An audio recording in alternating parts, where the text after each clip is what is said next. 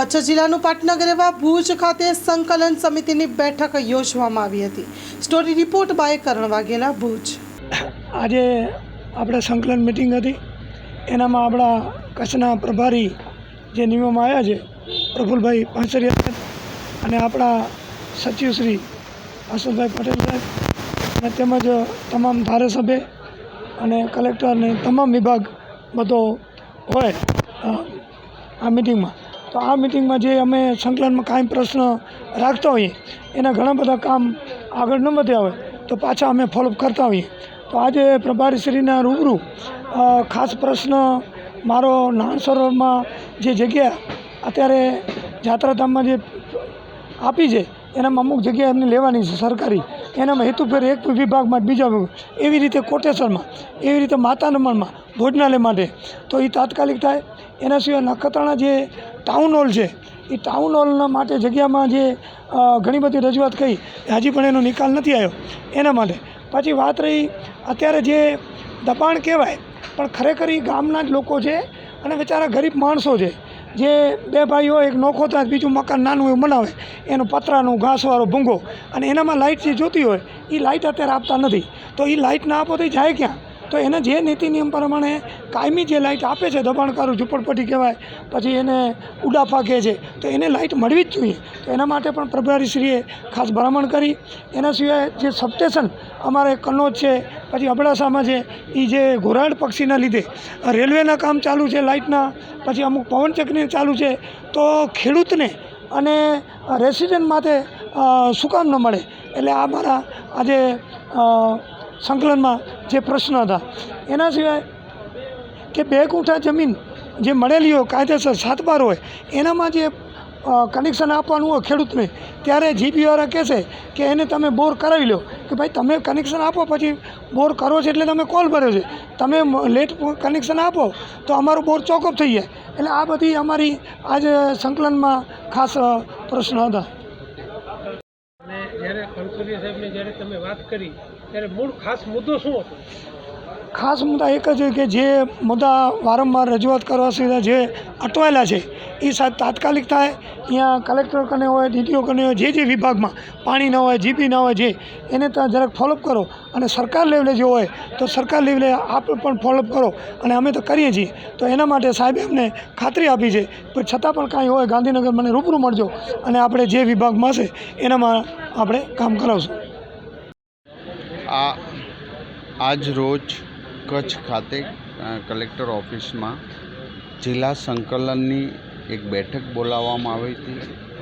કચ્છના ધારાસભ્ય, એમપી અને લોક પ્રશ્નોની પૂર્ણ રીતે ચર્ચા કરીને તમામ પ્રશ્નો સોલ્યુશન માટે અગાઉના થયેલા કામો, બાકી રહેલા કામો, આયોજનના કામો, એમએલએ એમપીની ગ્રાન્ટના કામો વગેરેની ટેકનિકલ બાબતમાં અન્ય વિભાગ સાથેના સંકલન જે કરવાના હતા એ કરીને આદરણીય બધા જ ધારાસભ્યોની હાજરીમાં અમારા પ્રભારી સચિવશ્રી, કલેક્ટરશ્રી, ડીડીઓ અને તમામ ઓફિસર્સ સાથે મિટિંગ થઈ।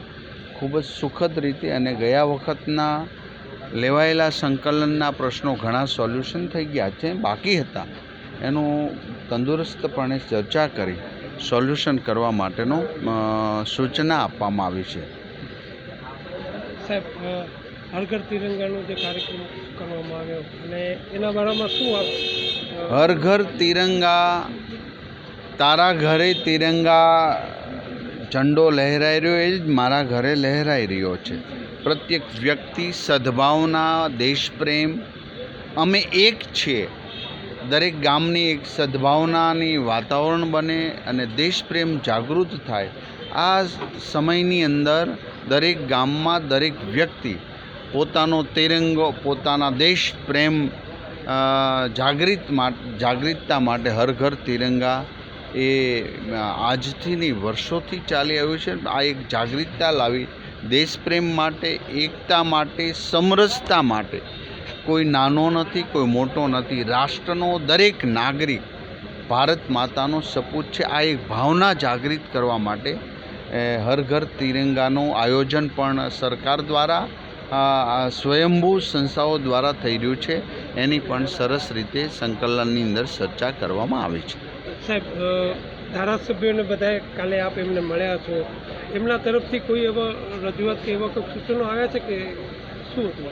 દરેક ધારાસભ્યના સૂચનો સમાજલક્ષી, કામલક્ષી અને ટેકનિકલ બાબતોમાં, જે માનો ફોરેસ્ટ હોય, પીજીવીસીએલ હોય, પાણી વિભાગ હોય અને દબાણના મુદ્દાઓ, દરેક બાબતની અંદર જે પ્રશ્નો આવ્યા છે સોલ્યુશન, ખાસ કામગીરી ક્વોલિટી બાબતમાં ખૂબ કડક રીતે સૂચના આપવામાં આવી છે અને દરેક એનું અમલીકરણ કરશે. અસ્તુ. સાહેબ એક છેલ્લો પ્રશ્ન કે લીઝો જે હાલમાં બંધ થઈ છે કચ્છમાં, જે એક મોટો ઉદ્યોગ છે અહીંયાનો, એના બારામાં ઘણી રજૂઆતો આવી છે ને લીજ બારામાં મને અહીંથી જે રજૂઆત મળી આદરણીય મુખ્યમંત્રીશ્રીના ધ્યાને દોરવામાં આવ્યું છે. ટેકનિકલ બાબત જે પ્રશ્ન છે એ સોલ્યુશન કરવા માટેનો મારા દ્વારા પણ સરકારને રજૂ અને સાચી માહિતી આપવામાં આવી છે અને હું પાછી એ માહિતી અને વિભાગને એ જાણ કરીશ. સાહેબ કચ્છના લીઝ ધારકો છે એ આશા તમારા ઉપર અને સરકાર ઉપર ઘણી બધી રાખે. બિલકુલ. જે લીજના એ લોકોને હૈયા ધારણા માટે આપશું જે લીજના નિયમો, જે પર્યાવરણના નિયમો, સુપ્રીમ કોર્ટની ગાઈડલાઇન્સ, આ બધું જ જોઈને વચ્ચેનો રસ્તો શું નીકળે એ બાબતમાં અમે પોઝિટિવ છીએ.